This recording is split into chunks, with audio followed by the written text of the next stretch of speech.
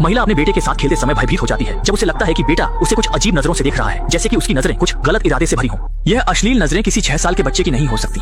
महिला तुरंत ही घबरा जाती है और डर के मारे उठकर बेटे को दूर धकेल देती है। लेकिन उससे पहले कि वह कुछ पूछ सके, लड़का फिर से अपनी मासूमियत में लौट आता है। शुरुआत में महिला इसे अपनी सोच का ही परिणाम मानती है, लेकिन रात में जब वह गहरी नींद में होती है, लड़का चुपके से उसके बिस्तर पर चढ़ जाता है और अगले ही पल उसके गाल को सहलाने लगता है। लड़के की नजरों में भी कुछ अलग तरह की भावनाएं दिखाई देती हैं।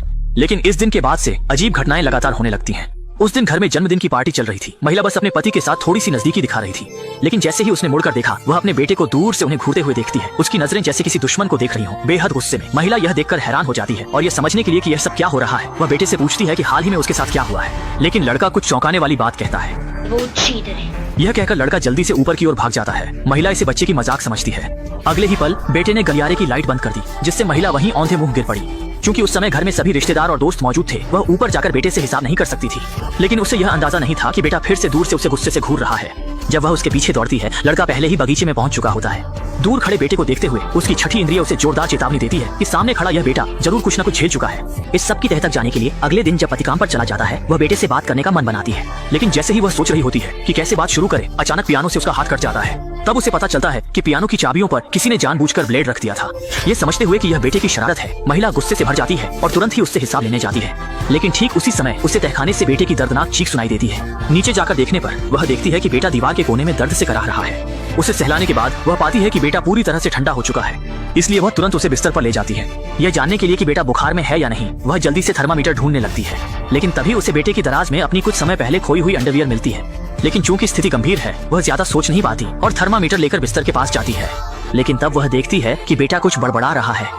ये सुनने के लिए कि बेटा क्या कह रहा है, महिला जल्दी से कान लगाती है। लेकिन तभी लड़का फिर से मुंह बंद कर लेता है और जैसे कुछ हुआ ही नहीं, आंखें खोलकर महिला को एक भूतिया मुस्कान देता है।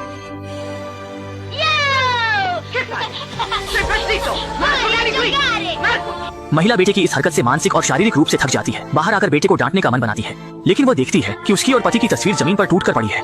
वह जल्दी से उसे ठीक करती है और फिर बेटे को ढूंढने के लिए आगे बढ़ती है। लेकिन जैसे ही वह दरवाजे से बाहर निकलती है,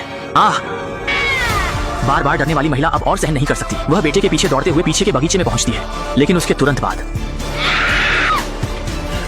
जैसे ही उसने पीछे मुड़कर देखा, उसने पाया कि एक भूतिया हाथ उसके पैर को पकड़े हुए था। यह डरावना दृश्य महिला को जोर से चिल्लाने पर मजबूर कर देता है। लेकिन जब वह फिर से आंखें खोलता है, वह भूतिया हाथ फिर से गायब हो जाता है। जाहिर है कि वह लोहे की खुरपी लड़के द्वारा बनाया गया जाल था। इस घटना के बाद महिला पूरी तरह से समझ जाती है कि उसके प्यारे बेटे में कुछ डरावनी बात है। मजबूर होकर वह यह बात पति को बताती है, लेकिन पति इसे गंभीरता से नहीं लेता। वह मानता है कि बेटा अब विद्रोही अवस्था में है, कुछ शरारती हरकतें करना सामान्य बात है और वह पत्नी को बार बार शक करने से मना करता है।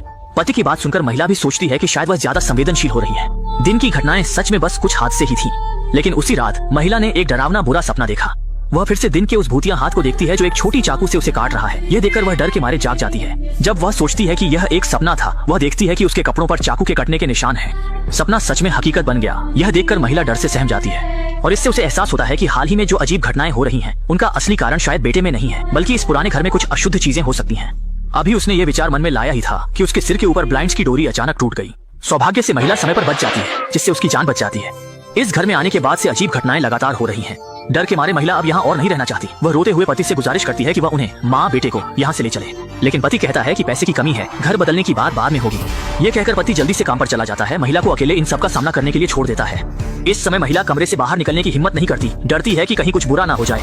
अच्छी बात यह है कि आज कुछ भी असामान्य नहीं हुआ। बस एक चीज अजीब लगी कि किसी ने गुमनाम रूप से एक गुलदस्ता भेजा। शुरुआत में वह सोचती है कि यह पति की ओर से कोई सरप्राइज है, लेकिन जब वह ऊपर का कार्ड खोलती है तो देखती है कि उसमें बेटे द्वारा उसे गाली दी गई है। महिला यह देखकर बेहद गुस्से में आ जाती है। वह सीधे बेटे के कमरे में जाती है और उसे जोर से थप्पड़ मारती है। पूछती है कि उसने ऐसा क्यों लिखा, लेकिन बेटा दुखी होकर कहता है कि उसने कभी ऐसा नहीं किया।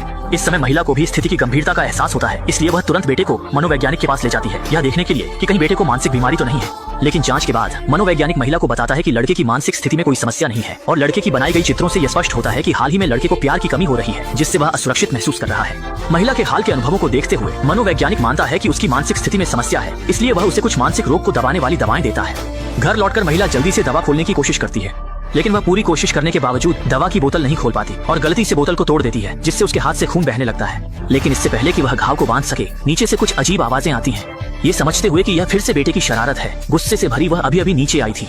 बेटा उसे एक चित्र देता है, माँ को देता है। चित्र देखकर महिला चौंक जाती है। पहले की दर्दनाक यादें फिर से उभर आती हैं। असल में कुछ साल पहले उसके पूर्व पति, जो लड़के के असली पिता थे, अक्सर उसे जबरदस्ती नशा करने के लिए मजबूर करते थे। लंबे समय तक ऐसा चलता रहा। महिला फिर इसलिए उसने चाकू उठाया और उसे मार डाला।